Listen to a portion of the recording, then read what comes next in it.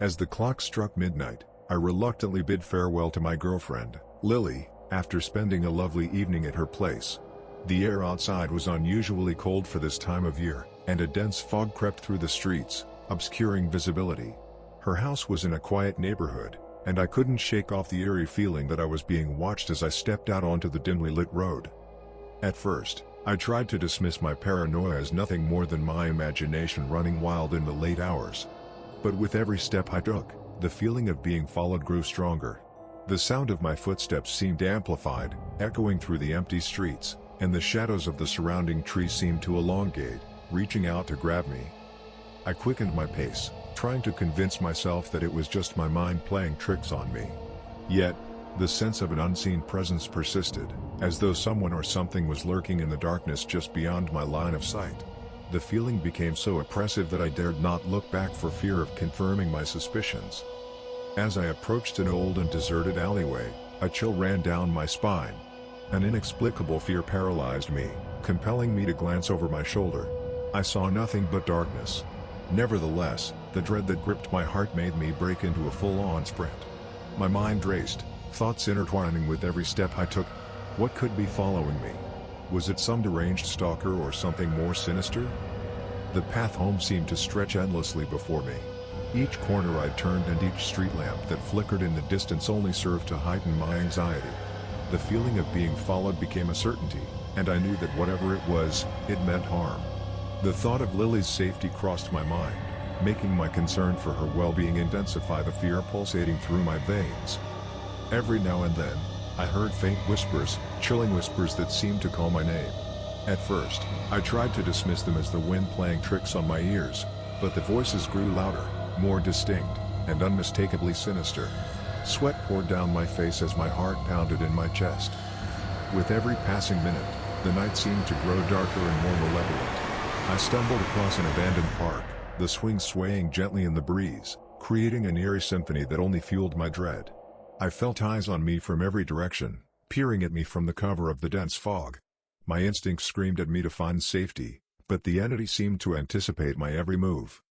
As I ventured deeper into the labyrinth of the city, the surroundings became increasingly unfamiliar. I tried to call Lily, but my phone displayed no signal, leaving me isolated and defenseless. Panic set in, and I sought refuge in an old building, its decaying walls a stark contrast to the modern structures surrounding it. Inside the building, I caught glimpses of shadows moving in the corners of my vision, always darting out of sight when I turned to face them. I felt trapped, as if I had wandered into the lair of some malevolent force. My heart raced, and my breaths came in ragged gasps. I had to find a way out of this nightmare. The minutes stretched into what felt like hours as I navigated through the labyrinthine passages of the old building. The chilling whispers persisted, but now they carried a semblance of meaning. Dark secrets and malevolent intentions seemed to be encoded within them. As I stumbled upon a hidden chamber, the truth unraveled before me. The entity that had been haunting me was not human but an ancient malevolent force, a specter of the past that sought to ensnare souls and consume their essence. It had sensed the purity of my soul and was drawn to the light within me. With my discovery came a newfound determination to escape the clutches of this malevolent being. I knew that direct confrontation was futile. Instead, I needed to outwit and elude it. Drawing on my wits and survival instincts, I sought out forgotten passageways and secret exits, carefully avoiding the creature's gaze. The entity seemed to anticipate my every move, manipulating the environment to hinder my escape. Hallways shifted, doors led to dead ends, and my sense of direction spun like a compass gone haywire. However, I persisted, fueled by an unyielding desire to survive. As the night wore on, I found myself back on the streets, the fog now thicker than ever. The shadows seemed to converge, melding into an indiscernible mass of darkness. I knew that the entity was close behind, never relenting in its pursuit. My mind and body screamed for respite, but I couldn't afford to give in to exhaustion. With my heart pounding in my chest, I made a desperate decision to seek sanctuary in a nearby church. The ancient building loomed ahead, its silhouette cutting through the fog like a beacon of hope.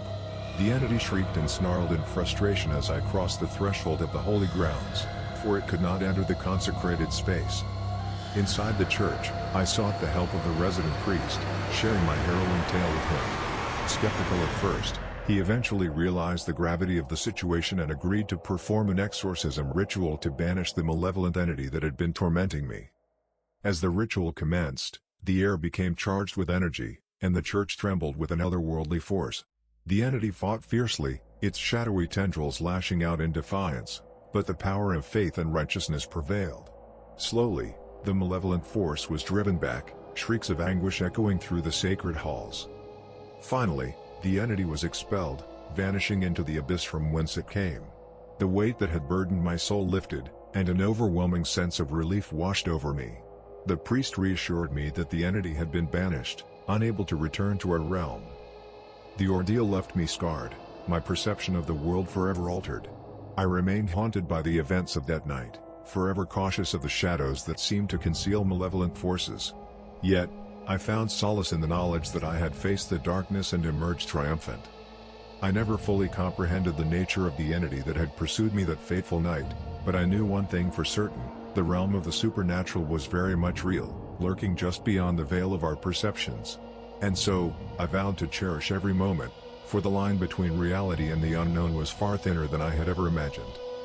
From that night on, I never walked alone in the dark again. Though the entity was gone, I could never shake off the feeling that something was always watching, waiting for an opportune moment to seize its chance. And so, dear reader, heed this warning: there are forces in this world we cannot fathom,